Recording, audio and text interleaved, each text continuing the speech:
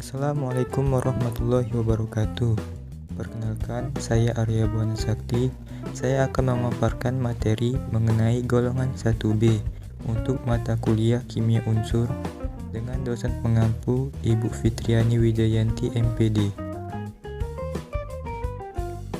Unsur golongan 1B merupakan unsur transisi yang anggotanya yaitu tembaga, perak, dan emas. Unsur ini disebut transisi karena memiliki bilangan oksidasi lebih dari 1. Banyaknya biloks disebabkan oleh mudahnya unsur melepas elektron valensi. Unsur golongan 1B memiliki bentuk padatan, massa jenis, dan massa atom pada golongan 1B dari tembaga ke emas semakin meningkat. Dan unsur golongan 1B ini memiliki 1 elektron pada orbital s, dan semua struktur kristal pada golongan 1B ini ialah kubus pusat muka. Yang pertama yaitu tembaga. Tembaga atau Cu merupakan salah satu unsur logam transisi yang berwarna coklat kemerahan dan merupakan konduktor panas dan listrik yang sangat baik. Untuk kelimpahan unsur tembaga di kerak bumi ada sebanyak 0,0068%. Cu di alam terdapat dalam bentuk senyawa bebas maupun senyawaan. Terdapat pada mineral cuprite, malasid, azurite, chalcopyrite, and bornite. Pada sifat fisika dan kimia tembaga, yaitu untuk sifat fisika tembaga, yang pertama berwarna kuning kemerahan. Kedua, keras bila tidak murni. Ketiga, mudah ditempa. 4. Konduktor panas dan listrik yang baik. Dan yang kelima, berbentuk padatan. Untuk sifat kimia tembaga yaitu pertama, tidak mudah korosif. Kedua, tahan korosi. Dan ketiga, tembaga panas dapat bereaksi dengan halogen dan belerang. Tembaga banyak memiliki manfaat. Contohnya dalam bidang industri, yaitu untuk berbagai alat listrik dan rumah tangga, untuk komponen utama, pelengkap handphone dan komputer serta alat elektronik, dan juga komponen pembuat perhiasan, dan salah satu bahan pembuat uang logam. Dan contoh lainnya yaitu dalam kehidupan sehari-hari, yaitu dapat pengantar panas, pembuat bahan, pembuat perhiasan, dan alat rumah tangga, dan juga untuk menjadi pewarna dan pembunuh serangga dan hama.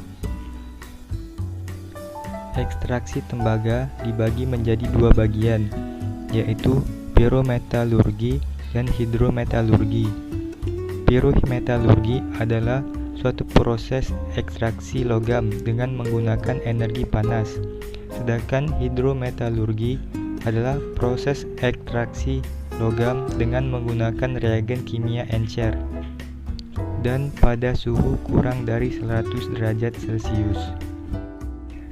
Untuk prosesnya yang pertama yaitu biji pekat dipanaskan dalam kondisi udara terbatas, lalu pasir ditambahkan ke dalam lelehan campuran untuk mengubah besi 3 oksida menjadi ampas, dan ditambahkan udara untuk mengubah tembaga 1 sulfida menjadi tembaga 1 oksida. Setelah tembaga 1 sulfida teroksidasi, campuran CuO2 dan CuS mengalami reaksi redoks khusus dan menghasilkan logam tembaga tidak murni. Tembaga dapat bereaksi dengan air yang akan menghasilkan larutan encer berwarna biru, dan logam Cu dapat diserang oleh asam-asam pekat, misalnya HCl pekat mendidih, dan menghasilkan larutan tak berwarna dan gas hidrogen, membentuk larutan ion kompleks tak berwarna, difluorokuprat. Jika larutan dituangkan ke air suling bebas udara, akan membentuk endapan putih tembaga 1 klorida. Selanjutnya yaitu perak. Perak adalah unsur logam dengan lambang unsur Ag dan nomor atom 47. Perak merupakan sebuah logam transisi lunak, putih, dan berkilau. Selain itu, perak memiliki konduktivitas listrik, konduktivitas termal, dan reflektivitas tertinggi di antara semua logam. Untuk limpahan perak, di kerak bumi terdapat 7,9 kali 10 pangkat 6%. Perak secara alami terdapat pada biji-biji guaranteed atau Ag2S dan AgCl, dan juga terdapat pada biji-biji timah, timbal, tembaga, emas, dan perunggu. Adalah sumber penting untuk menambang perak. Untuk sifat fisika perak, yang pertama yaitu warna putih mengkilap, kedua berbentuk padat, ketiga sedikit lebih keras dibandingkan emas, keempat sangat lunak dan mudah dibentuk, dan yang kelima konduktivitasnya yang tinggi. Untuk sifat kimianya, yang pertama, perak memiliki elektronegativitas 1,93, energi ionisasi 731 kJ per mol, dan jari-jari atom 160 ppm.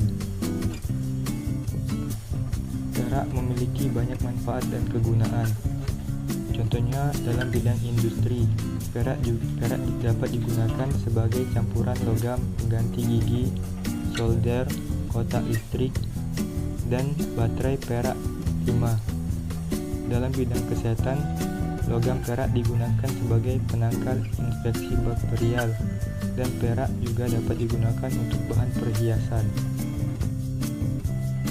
Untuk persenyawaan perak dapat membentuk senyawa perak nitrat atau AgNO3 dan dapat bersenyawa dengan unsur golongan halogen membentuk AgX. X di sini merupakan suatu unsur halogen. Ekstraksi perak. Salah satu contoh ekstraksi logam melibatkan permukaan Ag2S dengan larutan natrium sianida dan teraerasi. Dalam proses ini, garam perak diekstraksi sebagai ion kompleks disianurgentat. Penambahan logam zinc mengakibatkan terjadinya reaksi pendesakan tunggal ion Ag+ oleh zinc membentuk ion kompleks yang sangat stabil, ZnCN4-2-. Selanjutnya, pemurnian perak dapat dilakukan secara elektrolisis dengan elektrolit perak nitrat yang diasamkan. Unsur yang ketiga yaitu emas. Emas adalah unsur kimia dalam tabel periodik yang memiliki simbol Au atau aurum dan memiliki nomor atom 79. Sebuah logam transisi yang lembek, mengkilap, kuning, dan berat. Kelimpahan emas di kerak bumi ada sebanyak 3,1 kali 10 pangkat min 7% atau 0,004 ppm dan banyak ditemukan di nugget emas atau serbuk di bebatuan, dan juga sering ditemukan dalam batuan mineral bersama perak dan platina. Sifat fisika emas yaitu yang pertama berbentuk padat, kedua logam yang lembek dan mengkilap, dan yang ketiga berwarna kuning. Untuk sifat kimianya, emas memiliki elektronegativitas 2,54 dan energi ionisasi 890,1 kJ per mol dan tidak bereaksi dengan zat kimia lainnya, tapi dapat terserang oleh klorin, fluorin, dan aqua regia. Emas banyak memiliki manfaat dan kegunaan. Contohnya yaitu emas dapat digunakan untuk bahan perhiasan. Emas dapat digunakan sebagai bahan pembuat koin sebagai standar moneter di berbagai negara. Dan emas juga dapat digunakan sebagai bahan pembuatan gigi buatan. Untuk pembuatan emas dibagi menjadi dua proses. Yang pertama proses amalgamasi, yaitu proses penyelaputan partikel emas oleh air raksa dan membentuk amalgam. Amalgam ini dipanaskan akan terurai menjadi elemen-elemen, yaitu air raksa dan bulion emas. Yang kedua, proses sianidasi. Sianidasi merupakan proses ekstraksi emas dan perak dari mineralnya dengan pembentukan senyawa kompleks. Diekstraksi dengan menggunakan ion sianida. Emas murni diperoleh dari elektrolisis larutan ion AuCN2 kali Nin dalam air. Secara kimiawi, emas tergolong inert sehingga disebut logam mulia. Akan tetapi, emas dapat bereaksi dengan halogen dan aqua regia. Dan contohnya yaitu reaksi dengan senyawa klorida. Itulah pemaparan dari saya. Apabila ada salah kata, saya mohon maaf. Saya akhiri.